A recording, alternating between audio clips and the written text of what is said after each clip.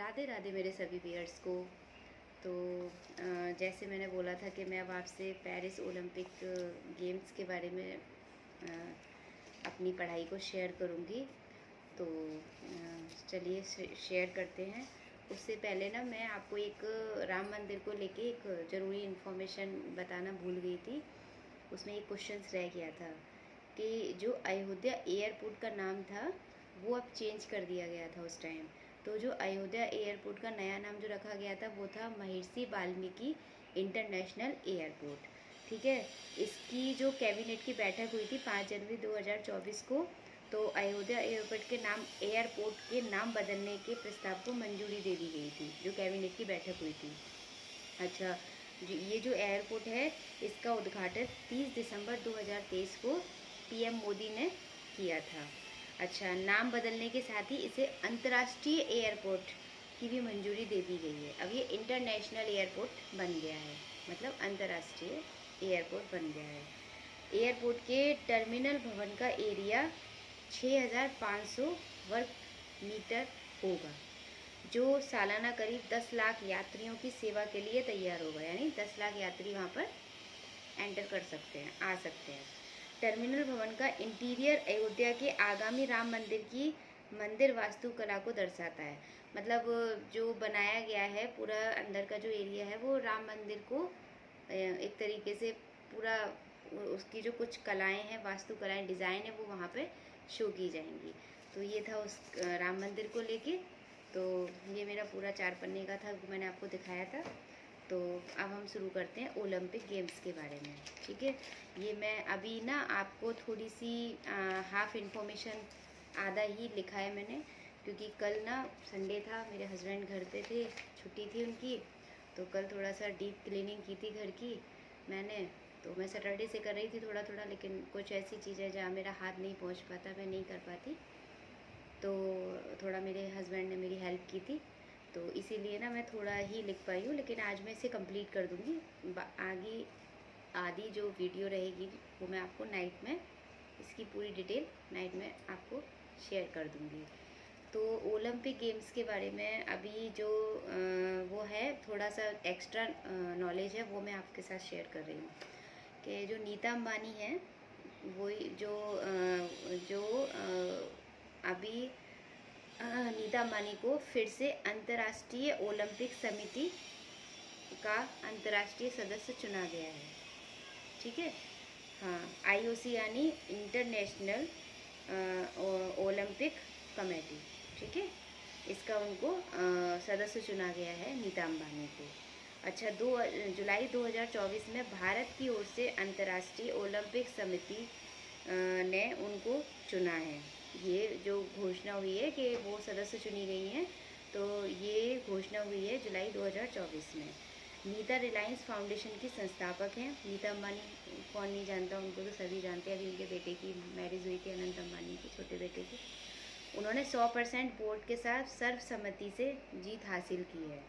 नीता अंबानी को पहली बार 2016 में रियो डी जेनेरियो ओलंपिक खेलों में इस प्रतिष्ठित संस्था में शामिल होने के लिए नियुक्त किया गया था। यानी अभी बोला ना मैंने आपको पहले कि इनको फिर से अंतर्राष्ट्रीय ओलंपिक समिति का अंतर्राष्ट्रीय सदस्य चुना गया है। तो यानी इससे पहले वो 2016 में, पहली बार उनको 2016 में रियो डी जेनेरिया ओलंपिक खेलों में इस प्रतिष्ठित संस्था में शामिल होने के लिए नियुक्त किया गया था।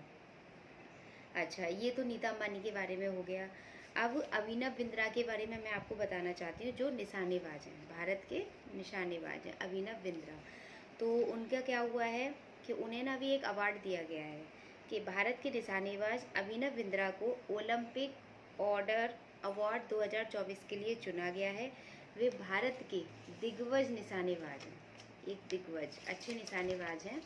अच्छा, इंटरनेशनल ओलंपिक कमेटी 10 अगस्त 2024 को पेरिस में आयोजित अवार्ड सेरेमनी में इन्हें इस अवार्ड से सम्मानित करेगी। यानी 10 अगस्त अभी जो निकल के गया, इस 10 अगस्त को उन्हें ये अवार्ड दिया गया होगा, है ना। अच्छा, अभिनव बिंद्रा ये सम्मान पाने वाले दूसरे नंबर के भारतीय हैं।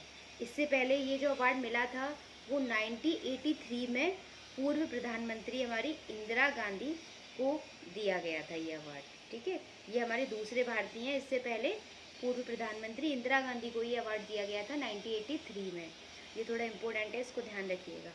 अभिनव बिंद्रा को यह सम्मान जो है ना वो ओलंपिक मूवमेंट को सपोर्ट करने के लिए दिया गया है। ये जो ओलंपिक मूवमेंट होते हैं ना उनको सपोर्ट करने के लिए दिया गया है, ठीक है।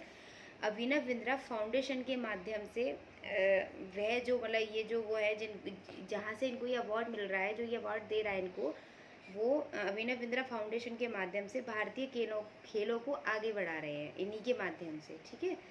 2008 में बीजिंग ओलंपिक में गोल्ड मेडल दिलाया था इन्होंने, अभिनव बिंद्रा ने भारत को 2008 में बीजिंग ओलंपिक में राइफल शूटिंग में गोल्ड मेडल दिलाया था। किसमें दिलाया था? राइफल शूटिंग में गोल्ड मेडल दिलाया था। वह ओलंपिक गेम्स का इंडिविजुअल गोल्ड जीतने वाले भारत के पहले खिलाड़ी थे। इंडिविजुअल, ठीक है, इंडिविजुअल गोल्ड जीतने वाले भारत के पहले खिलाड़ी हैं। वह 2010 से 2020 तक अंतर्राष्ट्रीय निशानेबाजी खेल महासंघ ISSF की एथलीट समिति के सदस्य थे और 2014 से इसके अध्यक्ष के रूप में कार्यरत थे। 2010 से 2020 तक तो वो अंतर्राष्ट्रीय निशानेबाजी खेल महासंघ की एथलीट समिति के सदस्य थे, लेकिन 2014 से वो उसके अध्यक्ष बन गए, ठीक है। फिर 2018 से IOC एथलीट आयोग के सदस्य हो गए, IOC के वही इंटरनेशनल ओलंपिक कमेटी के सदस्य हो गए। अभिनव के बाद 2021 में नीरज चोपड़ा जो जैवलिन थ्रो का करते हैं इवेंट में इंडिविजुअल गोल्ड जीता था उन्होंने, ठीक है। अभिनव के बाद कब? 2021 में नीरज चोपड़ा ने जैवलिन थ्रो इवेंट में इंडिविजुअली गोल्ड मेडल जीता था, ठीक है। अच्छा, ये जो ओलंपिक ऑर्डर अवार्ड है इसके बारे में थोड़ी मैं आपको हिस्ट्री बता देती हूँ इसके बारे में। ये मैंने थोड़ा राइट किया हुआ है। ओलंपिक ऑर्डर IOC द्वारा दिया जाने वाला सबसे बड़ा पुरस्कार है जो ओलंपिक मूवमेंट में विशेष योगदान के लिए दिया जाता है। पहले ना इसकी शुरुआत जो हुई थी वो 1975 में हुई थी और इसमें ना 3 मेडल कैटेगरी आती थी, 3 कैटेगरी आती थी, गोल्ड, सिल्वर, ब्रोंज, ये 3 कैटेगरी आती थी। मतलब 3 कैटेगरी में दिया जाता था ये, किसमें? गोल्ड, सिल्वर और ब्रोंज। 1984 में सिल्वर और ब्रोंज की कैटेगरी जो है ना समाप्त कर दी। आगे तय किया गया कि यह अवार्ड गोल्ड कैटेगरी में राष्ट्र प्रमुखों और विशेष योगदान देने वाली हस्तियों को ही दिया जाएगा, ठीक है। सिर्फ गोल्ड में अब दिया जाता है। IOC ओलंपिक की मेजबानी करने वाले देश के राष्ट्र प्रमुख को भी यह अवार्ड दिया जाता है। जैसे अब पेरिस में हो रहे हैं तो शायद हो सकता है वहाँ का जो प्रमुख हो उसको भी मिले। तो अभी मैं ये वाली वीडियो यहीं एंड करती हूँ। अब मैं आपको नेक्स्ट वीडियो में मिलती हूँ जो मैं आपसे पेरिस ओलंपिक 2024 के बारे में बताऊंगी। तो मिलती हूँ नेक्स्ट वीडियो में। जय श्री कृष्ण, राधे राधे।